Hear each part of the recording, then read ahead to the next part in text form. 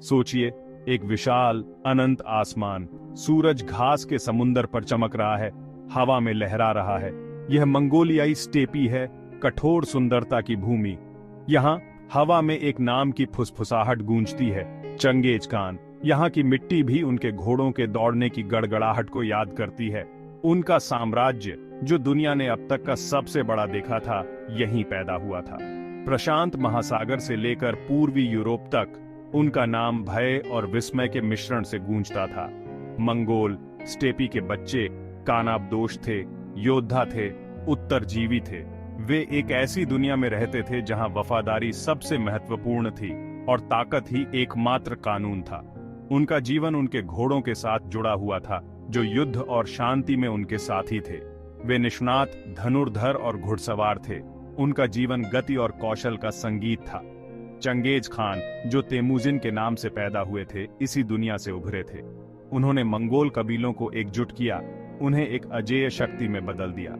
Genghis Khan की कहानी केवल विजय की कहानी नहीं है, यह एक साम्राज्य के उदय, संस्कृतियों के टकराव और एक ऐसे व्यक्ति की स्थायी विरासत की कहानी है जिसने इतिहास के पाठ्यक्रम को बदल दिया। यह रक्त और वीरता में लिखी गई कहानी है, मानवीय महत्वाकांक्षा की शक्ति और मंगोलों की अदम्य भावना का प्रमाण है। हमारे साथ उस समय की यात्रा पर वापस जाए जब दुनिया के सबसे बड़े सन्निहित भूमि साम्राज्य का अस्तित्व था। तेमुजिन, जो बाद में चंगेज खान बने, उनका जन्म लगभग 1162 में हुआ था। उनका बचपन बहुत कठिन था। मंगोलियाई स्टेपी अपनी सुंदरता के साथ बहुत सख्त थी। उनके पिता येसुगेई, जो एक छोटे कबीले के नेता थे, की मौत हो गई जब तेमुजिन छोटे थे। इससे उनका परिवार कमजोर हो गया और वे मजबूत कबीलों का शिकार बन गए। तेमुजिन, उनकी मां होलुन और उनके भाई बहनों को बहुत मुश्किलें और धोखा सहना पड़ा। उन्हें एक ऐसी दुनिया में छोड़ दिया गया जहां हर दिन जीने के लिए संघर्ष करना पड़ता था। उन्होंने शिकार किया, चीजें जमा की और मुश्किलों का सामना किया। इन कठिन समयों ने तेमुजिन के व्यक्तित्व को मजबूत बनाया। उन्होंने लचीलापन, चालाकी और वफादारी सीखी। उन्होंने मुश्किलों को समझना, अपनी प्रवृत्ति पर भरोसा करना और सम्मान पाना सीखा। एक कहानी है जब तेमुजिन को एक दुश्मन कबीले ने पकड़ लिया था। बंदी होने के बावजूद उनकी आत्मा नहीं टूटी। उन्होंने अपने साथियों की कमजोरियों को देखा और सीखा। एक रात वह भाग निकले, जो उनके साहस और चतुराई का सबूत था। इस अनुभव ने तेमुजिन पर गहरा असर डाला। उन्होंने समझा कि ताकत दी नहीं जाती, छीनी जाती है। इन शुरुआती वर्षों में ही उनके मन में साम्राज्य बनाने की इच्छा जागी। कठिनाई से सख्त होकर तेमुजिन ने बिखरे हुए मंगोल कबीलों को एकजुट करना शुरू कर दिया। वह समझ गया था कि उनकी ताकत एकता में है। उसने गठबंधन बनाए, कुछ रणनीतिक विवाह के माध्यम से, अन्य व्यक्तित्व के बल पर। उनके करिश्मे ने लोगों को उनकी ओर आकर्षित किया।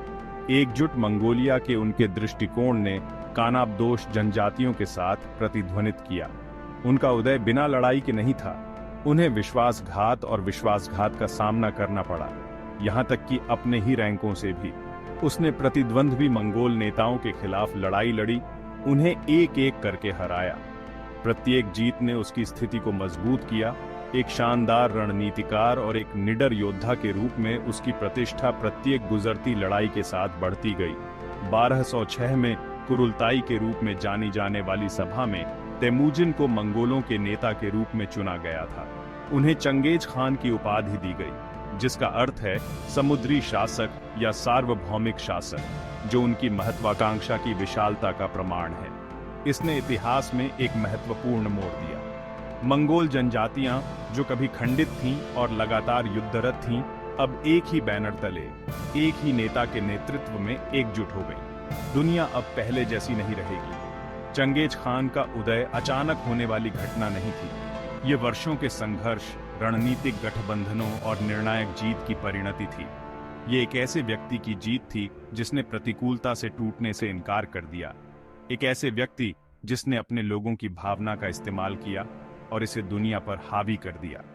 खान का उदय हुआ था और उनके साथ मंगोल साम्राज्य इतिहास पर अपनी छाप छोड़ने के लिए तैयार था। भाग 4 मंगोल लहर अजेय। चंगेज खान के नेतृत्व में मंगोल साम्राज्य का तेजी से विस्तार हुआ। मंगोलिया के मैदानों से उनकी सेनाएं पूरे एशिया में फैल गईं। उनके घुड़सवार ज्वार की तरह अपने रास्ते में आने वाली हर चीज को बहा ले गए। चंगेज खान एक शानदार सैन्य रणनीतिकार थे, जिन्होंने अपनी रणनीति को इलाके और अपने दुश्मनों के अनुकूल बनाया। वह गति, अनुशासन और बुद्धिमत्ता के महत्व को समझता था। मंगोल घुड़सवारी तीरंदाजी के उस्ताद थे। वे पूरी गति से दौड़ते हुए घातक सटीकता के साथ तीर चला सकते थे। वे घेराबंदी युद्ध में भी कुशल थे। उन्होंने सबसे दुर्जेय बचाव को भी तोड़ने के लिए नवीन रणनीति और चीनी इंजीनियरों को नियुक्त किया। उनकी सेनाएं अपने अनुशासन और संगठन के लिए प्रसिद्ध थीं, जो चंगेज खान के नेतृत्व का प्रमाण थीं। उनकी प्रमुख शक्तियों में से एक उनकी खुफिया जानकारी थी। चंगेज खान अपने दुश्मनों को जानने के महत्व को समझता था। उसने अपने विरोधियों की ताकत और कमजोरियों के बारे में जानकारी इकट्ठा करने के लिए जासूसों और मुखबिरों का एक परिष्कृत नेटवर्क स्थापित किया। इसने उन्हें अपनी चालों का अनुमान लगाने और उनकी कमजोरियों का फायदा उठाने की अनुमति दी। फारस में ख्वारजमियन राजवंश से लेकर उत्तरी चीन में जिन राजवंश तक मंगोलों ने विशाल प्रदेशों पर विजय प्राप्त की। उनका साम्राज्य पूर्व में प्रशांत महासागर से लेकर पश्चिम में पूर्वी यूरोप तक फैला हुआ था, जिसमें विविध संस्कृतियां और लोग शामिल थे। उनके विस्तार की गति अभूतपूर्व थी, जिससे दुनिया उनके सैन्य कौशल से विस्मित हो गई। चंगेज खान की कमान में मंगोल साम्राज्य प्रकृति की एक शक्ति थी, जिसने 13वीं शताब्दी के राजनीतिक परिदृश्य को फिर से आकार दिया। भाग 5। निशापुर। एक शहर रोता है, एक साम्राज्य कांपता है।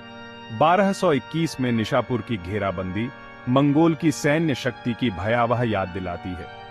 आधुनिक ईरान में स्थित निशापुर एक समृद्ध शहर था, जो व्यापार और संस्कृति का केंद्र था। इसने चंगेज खान को चुनौती देने का साहस किया, एक ऐसा फैसला जो घातक साबित होगा। घेराबंदी का कारण व्यक्तिगत था। शहर के गवर्नर ने एक मंगोल दूत की मौत का आदेश दिया था, एक ऐसा कार्य जिसका बदला लेने की कसम चंगेज खान ने खाई थी। मंगोलों ने अपनी प्रथागत क्रूरता के साथ शहर को घेर लिया। 7 दिन और रात तक निशापुर ने विरोध किया। उनके रक्षकों ने बहादुरी से लड़ाई लड़ी, लेकिन वे मंगोल युद्ध मशीन के लिए कोई मुकाबला नहीं थे। घेराबंदी युद्ध के उस्ताद मंगोलों ने शहर पर तीरों और पत्थरों की अथक बौछार कर दी। उन्होंने आग लगाने वाले उपकरणों को फेंकने के लिए कैटापोल्ट का इस्तेमाल किया, इमारतों में आग लगा दी और आबादी के बीच दहशत फैला दी। अंत में शहर की दीवारें तोड़ दी गईं। इसके बाद जो हुआ वह नरसंहार था। चंगेज खान ने अपने क्रोध को शांत करते हुए शहर को जमींदोज करने का आदेश दिया। किंवदंती है कि उन्होंने शहर की दीवारों के बाहर खोपड़ियों के पिरामिड बनवाए थे, जो उनकी जीत का एक भयानक प्रमाण था। निशापुर का विनाश बाकी दुनिया के लिए एक भयावह संदेश के रूप में कार्य करता था। मंगोल साम्राज्य के खिलाफ अवज्ञा का सामना तेजी से और क्रूर प्रतिशोध से किया जाएगा। निशापुर की कहानी हालांकि क्रूर है, चंगेज खान के बारे में एक जटिल सच्चाई का खुलासा करती है। वह एक क्रूर विजेता था, जो भयानक हिंसा में सक्षम था, लेकिन वह भय की शक्ति को भी समझता था। निशापुर के विनाश ने एक स्पष्ट संदेश भेजा, समर्पण करो या परिणाम भुगतो। यह एक ऐसी रणनीति थी जिसने उसकी अच्छी सेवा की, जिससे अनगिनत शहरों और साम्राज्यों को वश में किया जा सका। भाग 6 यासा। अराजकता से व्यवस्था। चंगेज खान केवल एक विजेता नहीं था, वह एक निर्माता था। इसके लिए उन्होंने यासा की स्थापना की, जो मंगोल कानून की नींव के रूप में कार्य करती थी। इसने वफादारी, आज्ञाकारिता और योग्यता पर जोर दिया। इसने धार्मिक सहिष्णुता को बढ़ावा दिया, दूतों और राजदूतों की रक्षा की और व्यापार को प्रोत्साहित किया। यह एक कठोर कोड था, जिसमें चोरी, व्यभिचार और धोखे जैसे अपराधों के लिए कठोर दंड का प्रावधान था। चंगेज खान का मानना था कि व्यक्तियों को उनकी क्षमताओं के आधार पर पदोन्नत किया जाना चाहिए। यासा ने यम की भी स्थापना की, जो एक कुशल डाक प्रणाली थी।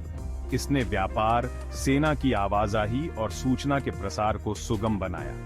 इसने अराजकता को व्यवस्थित किया, एक सामान्य कानूनी ढांचा स्थापित किया और एकता को बढ़ावा दिया।